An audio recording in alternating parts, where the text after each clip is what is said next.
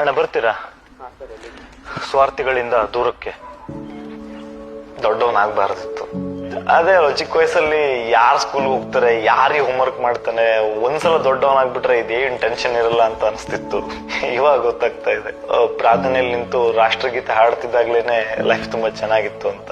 ಅವತ್ ನಂಗೆ ಅಪ್ಪನ ಎದೆ ಮೇಲೆ ಮಲ್ಕೊಂಡು ಅವ್ರು ಹೇಳೋ ಕತೆಗಳನ್ನ ಕೇಳ್ತಾ ನಿದ್ರೆಗೆ ಜಾರೋಕ್ ಆಗಲ್ಲ ದೊಡ್ಡವನಾಗ್ಬಿಟ್ರೆ ಅನ್ನೋದು ಗೊತ್ತಿದ್ರೆ ನಾನ್ ದೊಡ್ಡವನಾಗ್ತಿರ್ಲಿಲ್ಲ.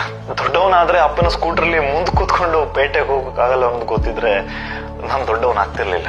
ಹೆದರಿಕೆ ಆದಾಗ ಅಪ್ಪನ ಹಿಂದೆ ಔದ್ಕೊಂಡು ಸೇಫ್ ಫೀಲ್ ಆಗೋಕ್ ಆಗಲ್ಲ ಅನ್ನೋದು ಗೊತ್ತಾದ್ರೆ ನಾನ್ ದೊಡ್ಡವನಾಗೋಕ್ ಬಯಸ್ತಿರ್ಲಿಲ್ಲ. ಮತ್ತೆ ಅವರ ಭುಜದ ಮೇಲೆ ಕುತ್ಕೊಂಡು ನನ್ನ ಊರ ಜಾತ್ರೆ ನೋಡೋಕ್ ಆಗಲ್ಲ ಅನ್ನೋದು ಗೊತ್ತಿದ್ರೆ ನಾನ್ ದೊಡ್ಡವನಾಗೋಕ್ ಬಯಸ್ತಿರ್ಲಿಲ್ಲ.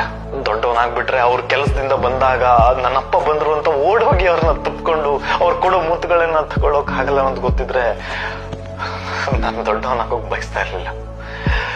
ಇವತ್ತು ಸಂಬಂಧ ಬೇರೆ ತರ ಇದೆ. ತಪ್ಕೋಬೇಕು ಅಂತಂದ್ರೆ ಸಂಕೋಚ ಆಗ್ತಾ ಇದೆ. ಅವರ ಲೂಸ್ ಶರ್ಟ್ ನನ್ಗೆ ಟೈಟ್ ಆಗ್ತಾ ಇದೆ. ದೊಡ್ಡವನಾದ್ರೆ ಹಿಂಗ್ ಆಗ್ಬಿಡತ್ತೆ ಅಂತ ಅನ್ಸಿದ್ರೆ ಇನ್ನೊಂದ್ ಸ್ವಲ್ಪ ಹೊತ್ತು ಜಾಸ್ತಿ ಹೊತ್ತು ಹಗ್ ಮಾಡ್ತಿದ್ನೇನೋ, ಇನ್ನೊಂದು ಕತೆ ಹೇಳಿ ಅಂತ ಹಠ ಮಾಡ್ತಿದ್ನೇನೋ, ಅವರ ಬೆರಳು ಹಿಡ್ಕೊಂಡು ಮತ್ತೊಂದ್ ಸ್ವಲ್ಪ ಹೊತ್ತು ಜಾತ್ರೆ ನೋಡ್ತಿದ್ನೇನೋ. ಮತ್ತೆ ತಪ್ಕೋಬೇಕು ಅನ್ಸ್ತಾ ಇದೆ. ಇದಕ್ಕೋಸ್ಕರನೇ ಮತ್ತೆ ಚಿಕ್ಕವನಾಗ್ಬೇಕು ಅನ್ಸ್ತಾ ಇದೆ.